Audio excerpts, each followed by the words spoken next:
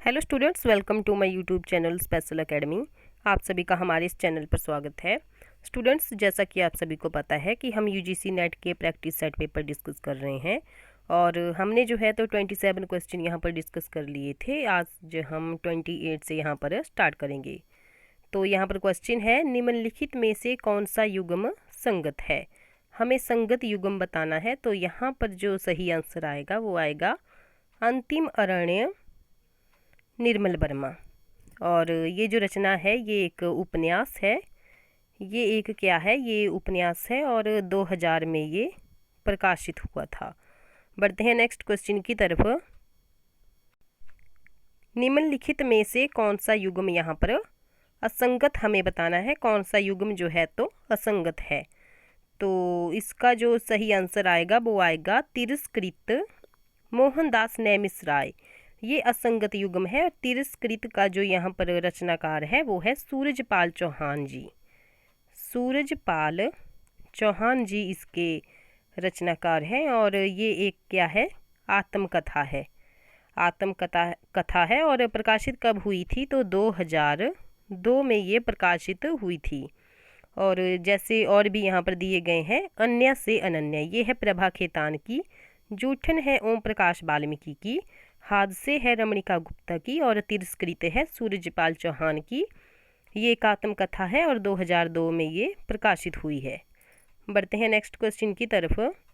निम्नलिखित में से कौन सा युग्म संगत है। हमें संगत युग्म यहाँ पर बताना है। तो इसका जो यहाँ पर सही आंसर आएगा वो आएगा ऑप्शन नंबर ए, आहा वेदना मिली विदाई। ये है जयशंकर प्रसाद जी की, ये यहाँ पर युग्म संगत है। अगर बात करें हम सखी वे मुझसे कह कर जाते, तो इसका जो यहाँ पर सही आएगा वो आएगा मैथिली शरण गुप्त जी की ये पंक्ति है। और नेक्स्ट है एक बार बस और नाच तू श्यामा, ये किसका है, निराला जी का। नेक्स्ट है दुख सबको मांझता है, तो ये पंक्ति किसकी है, ये है अज्ञेय जी की। बढ़ते हैं नेक्स्ट क्वेश्चन की तरफ। ये सब क्या थी, तो ये सब थी काव्य पंक्तियाँ। काव्य पंक्तियाँ थी। आह वेदना मिली विदाई जयशंकर प्रसाद जी की पंक्ति है। सखी वे मुझसे कह कर जाते, ये है मैथिली शरण गुप्त जी की।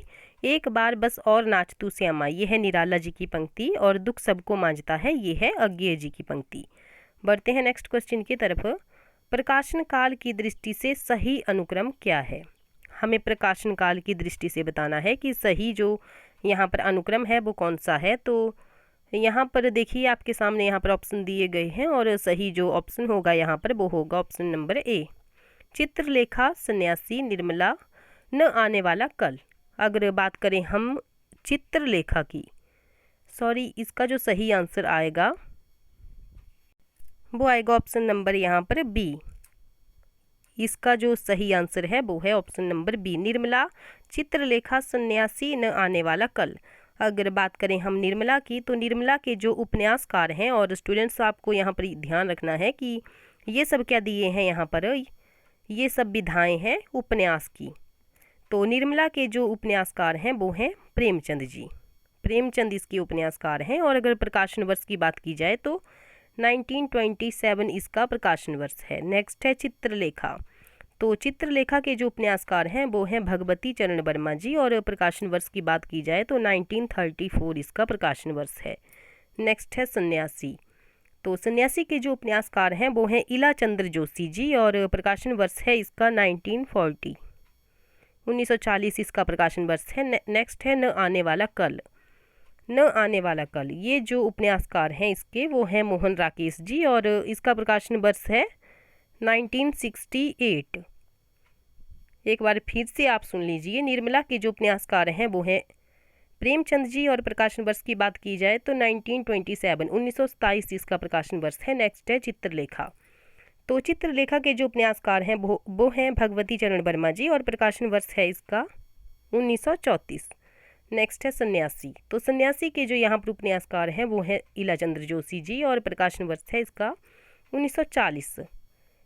नेक्स्ट है न आने वाला कल। न आने वाला कल के जो उपन्यासकार हैं वो हैं मोहन राकेश जी। और प्रकाशन वर्ष है इसका 1968। बढ़ते हैं नेक्स्ट क्वेश्चन की तरफ। तो कालक्रम की दृष्टि से निम्नलिखित कहानियों का सही अनुक्रम क्या है। हमें बताना है कि जो सही अनुक्रम है कहानियों का वो क्या है और दी क्या गई हैं, यहाँ पर विधा क्या है इन रचनाओं की। तो ये सब कहानियाँ हैं। तो देखिए यहाँ पर ऑप्शन दिए गए हैं और आपको भी यहाँ पर अपना टेस्ट लगाना है कि कितने आपके क्वेश्चन सही हो रहे हैं और कितने क्वेश्चन गलत हो रहे हैं। तो देखिए इसका जो सही आंसर आएगा वो आएगा ऑप्शन नंबर यहाँ पर सी, इंदुमती, मिठाई वाला, वापसी और फिर यक्षगान। अगर बात करें हम इंदुमती की, तो इंदुमती के जो कहानीकार हैं वो हैं किशोरीलाल गोस्वामी जी, और प्रकाशन वर्ष की बात की जाए तो 1900 इसका प्रकाशन वर्ष है। नेक्स्ट है मिठाई वाला। तो मिठाई वाला के जो कहानीकार हैं वो हैं भगवती प्रसाद वाजपेयी। भगवती प्रसाद वाजपेयी इसके कहानीकार हैं और प्रकाशन वर्ष की बात की जाए तो 1942 इसका प्रकाशन वर्ष है।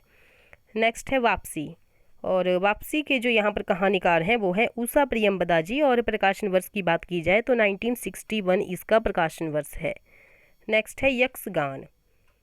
तो यक्षगान के जो कहानीकार हैं वो हैं अखिलेश जी, और प्रकाशन वर्ष की बात की जाए तो 1997 इसका प्रकाशन वर्ष है, 1997 इसका प्रकाशन वर्ष है। बढ़ते हैं नेक्स्ट क्वेश्चन की तरफ। कालक्रम की दृष्टि से निम्नलिखित पत्रिकाओं का सही अनुक्रम क्या है। अब यहाँ पर क्या आई हैं पत्रिकाएं। तो देखिए 33 का जो यहाँ पर सही ऑप्शन होगा वो होगा option number B. Option number B यहाँ पर सही हो जाएगा। हिंदी प्रदीप, सुधा, रूपाब और फिर कृति। अगर बात करें हम हिंदी प्रदीप की तो इसके जो संपादक हैं वो हैं बालकृष्ण भट्ट जी, और प्रकाशन वर्ष की बात की जाए तो 1877 इसका प्रकाशन वर्ष है। कितना? 1877 इसका प्रकाशन वर्ष है। नेक्स्ट है सुधा। अगर सुधा की बात की जाए तो इसके जो संपादक हैं वो हैं दुलारे लाल भार्गव, और प्रकाशन वर्ष की बात की जाए तो 1929 इसका प्रकाशन वर्ष है। नेक्स्ट है रूपाभ। तो रूपाभ के जो कहानीकार हैं वो हैं पंत जी, सुमित्रा नंदन पंत जी, और प्रकाशन वर्ष की बात की जाए तो 1938 इसका प्रकाशन वर्ष है। नेक्स्ट है सुधा। तो सुधा के जो यहाँ पर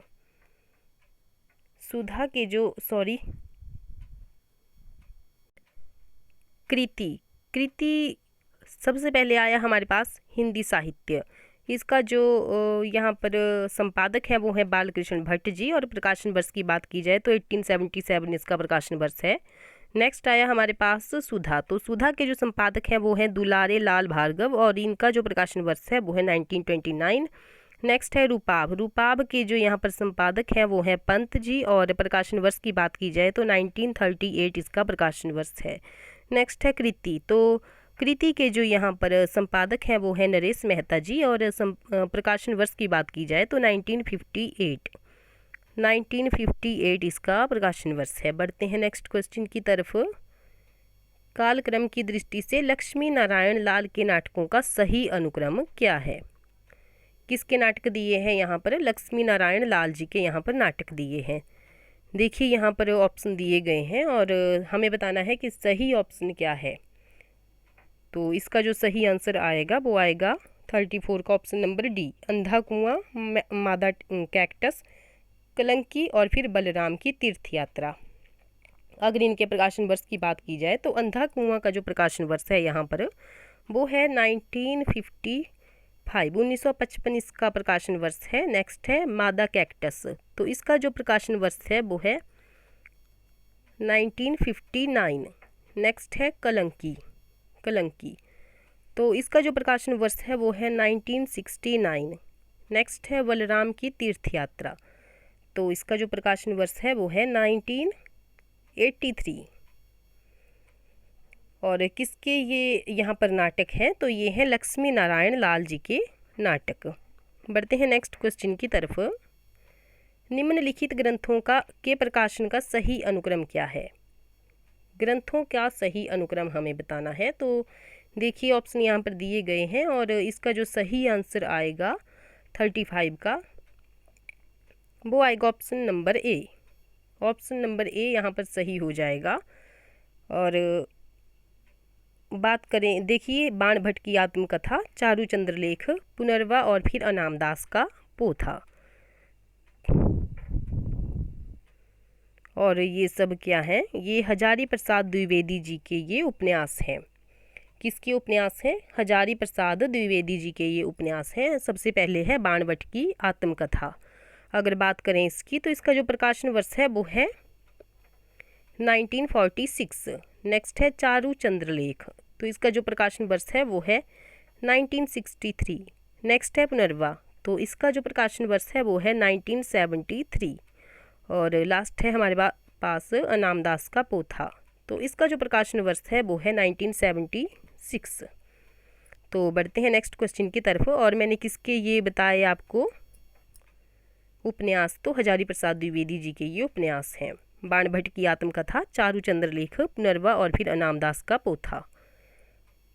नेक्स्ट क्वेश्चन है, निम्नलिखित संस्थाओं की स्थापना का सही अनुक्रम हमें बताना है। तो इसका जो राइट आंसर आएगा 36 का, वो आएगा ऑप्शन नंबर यहाँ पर सी, काशी नागरी प्रचारिणी सभा, हिंदी साहित्य सम्मेलन, दक्षिण भारत हिंदी प्रचार सभा और फिर केंद्रीय हिंदी निदेशालय। और स्टूडेंट्स, पहले भी हमने इसके बहुत सारे प्रैक्टिस सेट पेपर हमने लगाए हैं और ये क्वेश्चन हमने पहले भी डिस्कस किया है। तो कमेंट बॉक्स में आपको खुद बताना है कि इनका जो प्रकाशन वर्ष वगैरह है, कब कब इनकी स्थापना की गई है। तो आपको खुद ये सर्च करना है, चाहे आप गूगल पे सर्च कीजिए या फिर हमारी प्रीवियस वीडियो देखिए। तो आपको बताना है कमेंट बॉक्स में कि इनका जो पूरी डिटेल आपको बतानी है। तो बढ़ते हैं नेक्स्ट क्वेश्चन की तरफ। और इसका जो सही आंसर आएगा 36 का, वो आएगा ऑप्शन नंबर सी यहाँ पर सही हो जाएगा। नेक्स्ट क्वेश्चन है 37। तो 37 है, इतिहास की दृष्टि से हिंदी महाकाव्यों का सही अनुक्रम क्या है? तो इतिहास की दृष्टि से हिंदी महाकाव्यों का सही अनुक्रम हमें बताना है। तो देखिए ऑप्शन यहाँ पर दिए गए हैं और इसका सही जो आंसर आएगा वो आएगा ऑप्शन नंबर सी, प्रिय प्रवास, साकेत, कामायनी और फिर लोकायतन। अगर बात करें हम प्रिय प्रवास की, तो इसके जो कवि हैं वो हैं हरिऔध जी। और प्रकाशन वर्ष की बात की जाए तो 1914 इसका प्रकाशन वर्ष है, 1914। नेक्स्ट है कामायनी के जो यहाँ पर कवि हैं, इसका साकेत, इसका ऑप्शन सी सही है। तो इस हिसाब से साकेत इसकी नेक्स्ट रचना है, प्रिय प्रवास साकेत। तो साकेत के जो यहाँ पर कवि हैं वो हैं मैथिली शरण गुप्त जी। और प्रकाशन वर्ष की बात की जाए तो 1932 इसका प्रकाशन वर्ष है। नेक्स्ट है कामायनी, तो कामायनी के जो कवि हैं वो हैं प्रसाद जी। और प्रकाशन वर्ष की बात की जाए तो 1937। नेक्स्ट है लोकायतन किसकी रचना है?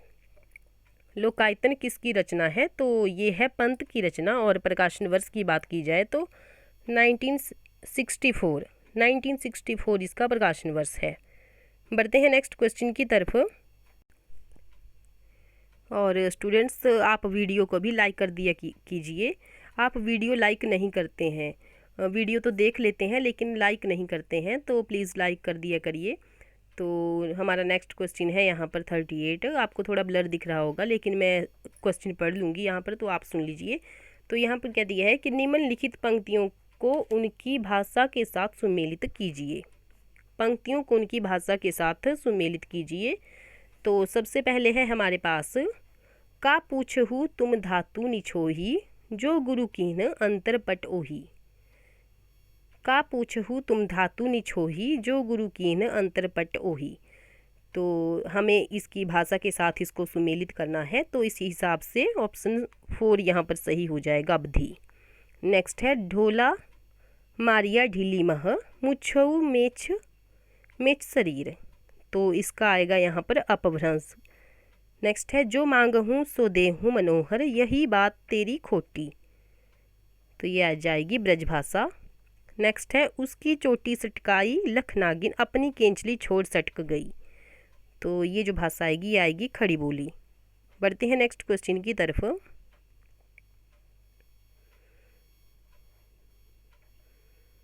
नेक्स्ट है यहाँ पर, निम्नलिखित काव्य ग्रंथों को उनके रचनाकारों के साथ सुमेलित कीजिए।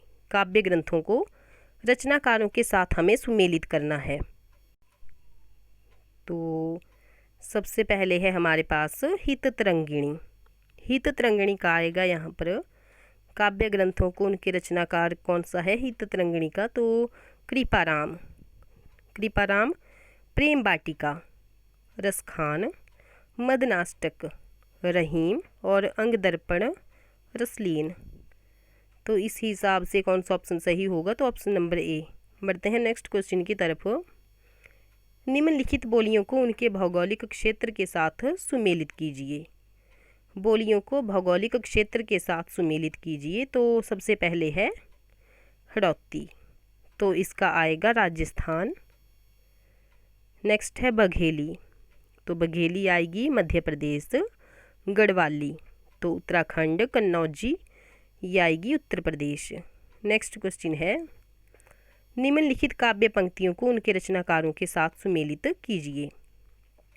काव्य पंक्तियों को उनके रचनाकारों के साथ सुमेलित कीजिए। तो यहाँ पर है जैसे सजनी मधुर निज्वत दे कैसे मिलूं अभिमानिनी मैं। तो ये किसकी पंक्ति है, तो ये है option number 4 Mahadevi Verma. Next है प्रिय के हाथ लगाए जागी ऐसी मैं सो गई अभागी। तो ये किसकी है, सूर्यकांत त्रिपाठी। नेक्स्ट है तू अब तक सोई है आली आँखों में भरे बिहागरी। तो ये वाली पंक्ति किसकी है, तो ये है जयशंकर प्रसाद। नेक्स्ट है कौन तुम रूपसी कौन व्योम से उतर रही चुपचाप। तो इसका आएगा सुमित्रा नंदन पंत। बढ़ते हैं नेक्स्ट क्वेश्चन की तरफ। इन कथनों के साथ उनके अलंकारों को सुमेलित कीजिए।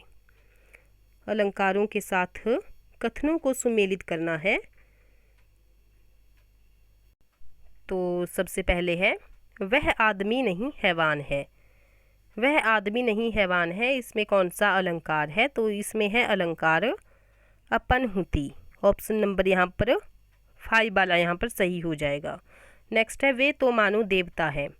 वे तो मानो देवता है, तो इसमें कौन सा अलंकार है, तो ऑप्शन नंबर बी का आएगा यहाँ पर कौन सा अलंकार सही होगा, तो उत्प्रेक्षा। नेक्स्ट है कहीं यह उसकी चाल तो नहीं है, तो इसमें आएगा भ्रांतिमान।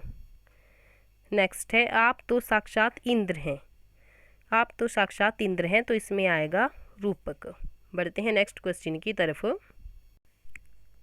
हमें क्या करना है कि निम्नलिखित विधि के क्रिया रूपों को उनकी बोली के साथ हमें सुमेलित करना है। तो सबसे पहले है करो, तो करो का आएगा यहाँ पर ब्रज। नेक्स्ट है करहु, तो करहु अपभ्रंश। नेक्स्ट है करऊ, करो डबल ओ की मात्रा है यहाँ पर, तो इसका आएगा अवधि। नेक्स्ट है करा, तो इसका आएगा बांगरू। तो बढ़ते हैं नेक्स्ट क्वेश्चन की तरफ। निम्नलिखित पंक्तियों को उनके लेखकों के साथ सुमेलित कीजिए।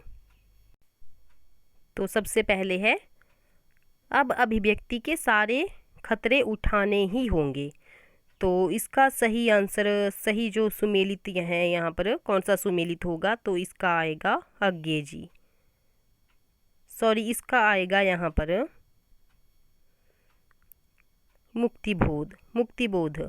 अब अभिव्यक्ति के सारे खतरे उठाने ही होंगे। नेक्स्ट है सबने भी अलग अलग संगीत सुना। सबने भी अलग अलग संगीत सुना, तो इसका आएगा अज्ञे जी। नेक्स्ट है नयन में जिसके जलद वह त्रिशत चातक हूँ। तो सी का जो यहाँ पर आएगा वो आएगा यहाँ पर option number B Mahadevi. Next है आसनी पात से साहित उन्नत सतसत वीर। तो इस पंक्ति के जो लेखक हैं वो हैं निराला जी। बढ़ते हैं नेक्स्ट क्वेश्चन की तरफ। तो 45 क्वेश्चन है हमारे पास। निम्नलिखित शब्दों को उनके समास के साथ सुमेलित कीजिए। तो एक साइड शब्द दिए गए हैं और दूसरी साइड समास दिए गए हैं। तो सबसे पहले है वनवास।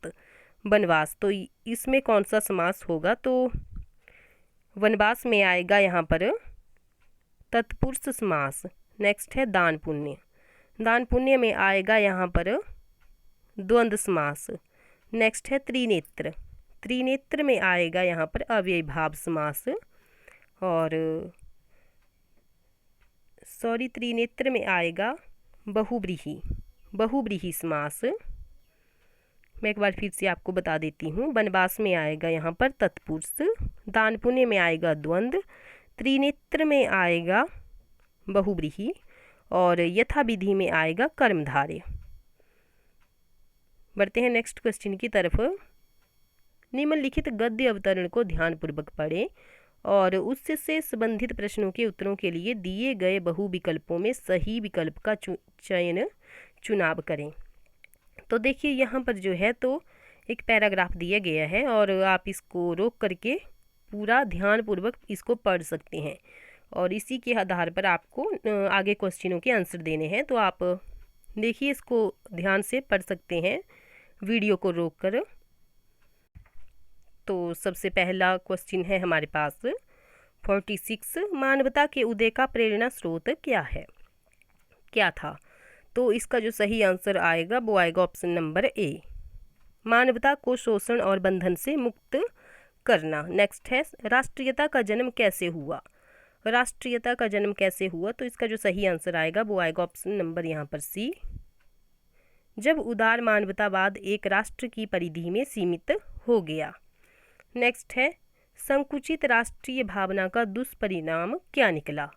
तो इसका जो सही यहाँ पर आंसर आएगा वो आएगा 48 का जो सही आंसर आएगा वो आएगा यहाँ पर ऑप्शन नंबर डी, मानवता धनी और निर्धन दो वर्गों में बंट गई। नेक्स्ट है मनुष्यता की महिमा किन कारणों से विकृत हो उठी। तो 49 का जो यहाँ पर सही आंसर आएगा वो आएगा ऑप्शन नंबर ए, संकुचित राष्ट्रीय भावना और परिणामतः महायुद्ध। नेक्स्ट है उपर्युक्त गद्यांश का शीर्षक बताइए। उपर्युक्त गद्यांश का शीर्षक बताइए, तो ऑप्शन नंबर सी, मानवता से राष्ट्रीयता की ओर। तो स्टूडेंट्स ये थे हमारे कुछ क्वेश्चन। तो आज की हमारी इस वीडियो में इतना ही। अगर आपको वीडियो अच्छी लगी है तो वीडियो को लाइक और शेयर ज़रूर करें और वीडियो को लाइक ज़रूर करें। Thank you.